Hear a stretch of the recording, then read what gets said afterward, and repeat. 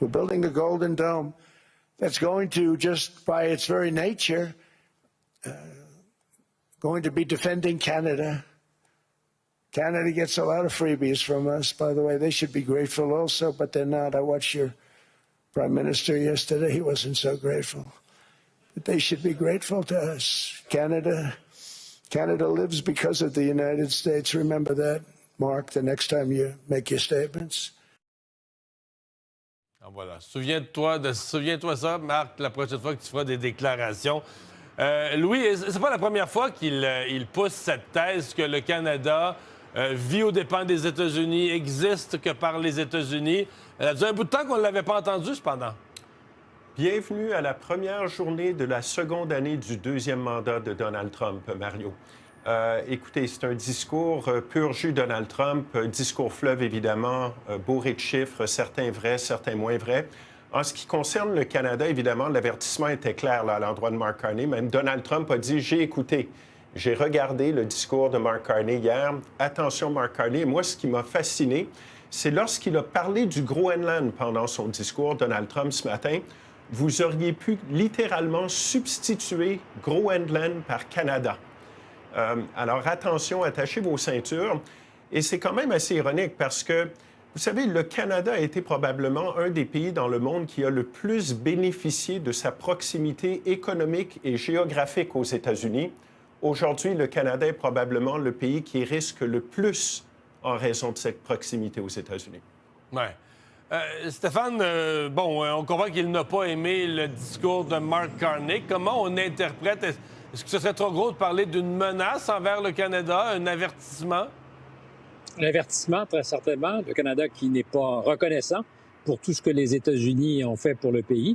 Ce qui n'est pas faux, c'est qu'on n'a pas fait depuis très longtemps notre part en matière de défense et qu'on a beaucoup compté sur les États-Unis pour assurer. Je rappelle que quand on a voulu, au-dessus de notre espace aérien, flinguer un ballon chinois, c'est un avion américain qui est allé faire le boulot parce qu'on n'aurait été probablement pas en mesure de le faire. C'est vrai qu'on fait notre part au NORAD, mais depuis longtemps, il tape sur la table en disant « Quand allez-vous payer votre part pour ce qui est de l'OTAN? » C'est un avertissement très sérieux. C'est une manière aussi de dire « Je ne suis pas dupe ». Je ne sais pas s'il a écouté le discours au complet, j'en doute sincèrement, mais il a été briefé et il était hors de question qu'aujourd'hui, il ne le tacle pas, qu'il n'y ait pas un petit plaquage pour rappeler tout le monde à l'ordre et surtout que le boss, celui qui a le gros bâton en Amérique du Nord, c'est Donald Trump. La question fondamentale, parce que Mark Carney n'est surtout pas stupide, c'est quand il a fait ce qu'il a fait hier, il a été applaudi, il était aujourd'hui le héros du jour. Est-ce que lui et son gouvernement sont prêts à assumer toutes les conséquences qui viennent avec ça?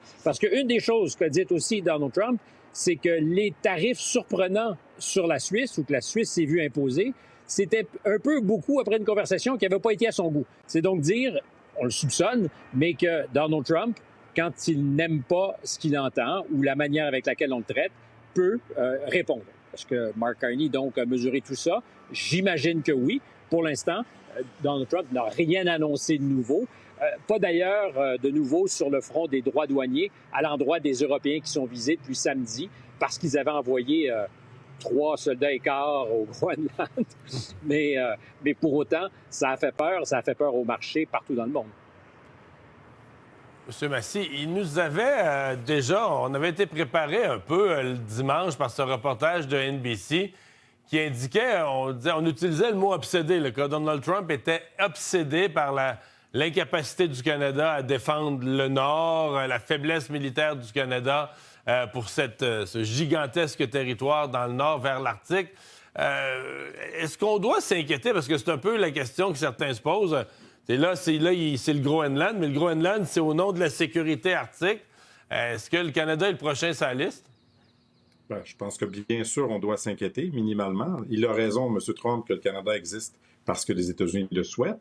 Lorsqu'ils ont fait leur guerre de sécession, ils auraient pu envahir le Canada en 1866. Ils ne l'ont pas fait. Ils ont échoué en 1812 et ils ont accepté que le Canada soit un pays indépendant.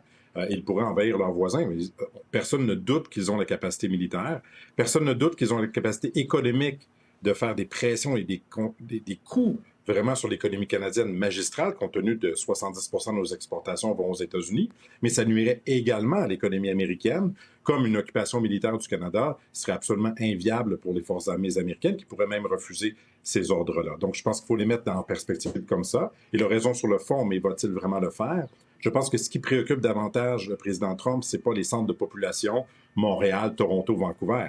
Ce qu'il veut, c'est des ressources naturelles. On l'a vu avec le Venezuela et le pétrole, et avec les minerais, notamment au Groenland, et donc l'Arctique canadien. Et c'est là où il pourrait dire qu'on n'en fait pas assez, mais je veux quand même rappeler que le Canada a plus de présidences que les Américains. Le Canada achète des F-35 et était en voie de l'acheter s'il n'était pas menacé d'annexion par les États-Unis. Le gouvernement Carney a révisé la politique canadienne sur le bouclier antimissile. Donc, on veut joindre la défense antimissile à laquelle on avait refusé sous Paul Martin en 2004. Donc, on prend les bonnes étapes. Et un gouvernement américain, normal, je dirais, serait reconnaissant aussi des décisions canadiennes que l'on a faites pour augmenter la défense canadienne. Revenons à Mark Carney. Une courte remarque. Oui, vas-y.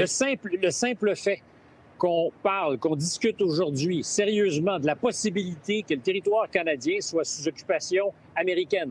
Hier, je t'en parlais ce matin à Cube, hier, sur des plateaux français toute la journée, la possibilité sérieuse d'un conflit armé, pas économique, entre des alliés de l'OTAN, États-Unis versus l'Europe. Alors, tout le monde accepte que c'est pas demain matin, que c'est peut-être de la politique fiction, mais de mémoire de journaliste, je n'ai jamais entendu des gens débattre de ces enjeux-là sérieusement. Personne ne l'annonce, mais on reconnaît tous que c'était une possibilité. Aujourd'hui, il a un peu baissé la tension en disant qu'il serait très déçu si on ne lui concédait pas le Groenland.